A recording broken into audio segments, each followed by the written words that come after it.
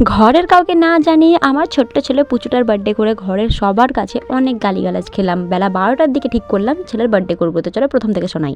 আজ আমার ছোট্ট পুচুটার বার্থডে, কিছু করবো না ভেবেছিলাম, কিন্তু হঠাৎ প্ল্যান করলাম যে ওর বার্থডে করবো, তাই কেক আর ডেকোরেশনের কিছু জিনিস কিনে নিয়ে এলাম। আর বেলা 11টার দিকে সবাইকে কাজে বসিয়ে দিয়েছি।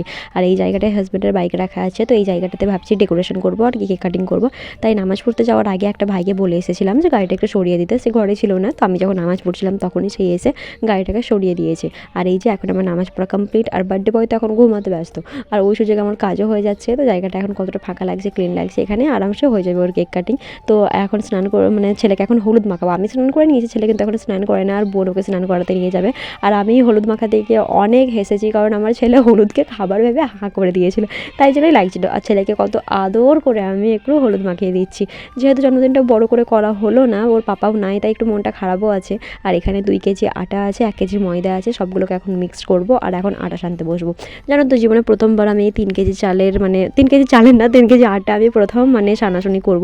আমি কিন্তু এর আগে কখনো অত আটা সানিনি। তো আমি প্রথম অনেক কষ্ট হচ্ছিলো, পাচ্ছিলাম না। আমি ভাবলাম যে কারোর হেল্প পাবো, কিন্তু যেহেতু 11টার দিকে করেছি, পায়েস করার, ঘুগনি করার অনেক প্রেশার আছে, তাই সবাই অনেক কাজে, সবাই বলতে মা আর দাদি, বোন তো সেরকম কাজ জানে না, পারেও না। তো আমি 3 কেজি চালে মানে আটা সানলাম।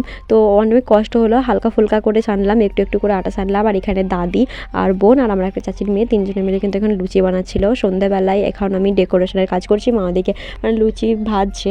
তো আমি যদি হাজব্যান্ড থাকতো তাহলে আজকে বোধহয় ডেকোরেশনের কথা নিয়ে ভাবতে হতো না, ওর ফ্রেন্ডসদেরকে নিয়ে ভালো করে ডেকোরেশন করে নিত। কিন্তু হাজব্যান্ড নাই, সব কাজ তো আমাকেই করতে হবে। আর আমার ঝাড়ুদারকে দেখো, বার্থডে বয় কিন্তু আজকের দিনেও কাম করছে, মানে ঝাড়ু দিচ্ছে।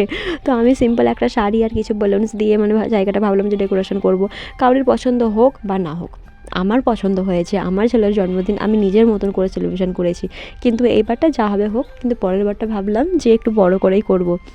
তো আমি যে ডাবল টেপগুলো নিচ্ছিলাম ওগুলো ভালো করে আঠা লাগছিলই না, অনেক কষ্ট করে করতে হলো। তো দড়ি বেঁধে তারপরে একটু করে পেরে গুঁজে করতে হলো। আর ফাইনাল লুক দেখো ডেকোরেশনটার, আমার তো বেশ ভালোই লেগেছে, জানি না কার কেমন লাগবে। তো আমরা এখন ইফতার করে মা বেটা সেজে গুঁজে চলে এসেছি। আর এখন কেকগুলোকে বার করার পাল্লা, মানে এগুলো ফ্রিজে রাখা ছিল। তো এটা হচ্ছে সবথেকে পুচু কেক, আর একটা আছে হোয়াইট কালার, ওটা আমার বেশি ভালো লেগেছে।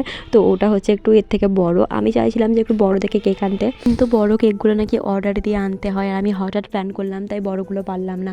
আর একটা আমার সবথেকে বেশি আফসোস যে 2টো কেকের মধ্যে আমার একটা কেকেও ছেলের নাম লেখানো হলো না। তো জায়গাটাকে একটু ডেকোরেশন করে তখন আমি কেকগুলোকেও ডেকোরেশন করতে লেগেছি। আর হোয়াইট কালার কেকটা আমার না শুধু সবারও অনেকের পছন্দ। আর ডেকোরেশনের জন্য কিন্তু আমি হালকা ফুলকা একটু নাম পেলাম যে না ভালো লাগছে। আর এই যে আমার বার্থডে বয়, আর বার্থডে বয় কিন্তু বেলুন নিয়ে খেলতে ব্যস্ত। তো ওকে বেলুনটা সরিয়ে এখন কেক কাটতে লাগলাম। আর আমি না মমটাকে ফু দিতেই ভুলে গেছিলাম, আর ছেলে তো ফু দিতেও পারছিল না ভালো করে, তাই ছেলের বদলে আমি ফু দিয়ে দিয়েছি।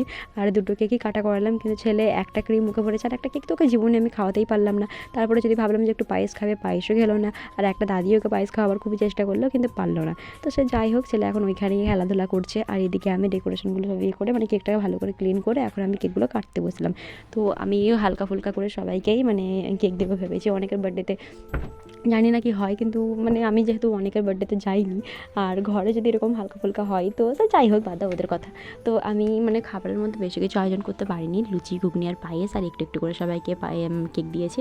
অনেকজন তারাবি নামাজ পড়ার জন্য তাড়াহুড়ো করে চলে গেছে, ঘরের কয়জনই খেতে ছিল। আর এখন তারাবি নামাজ পড়ে আমি সবার শেষে খেতে বসেছি।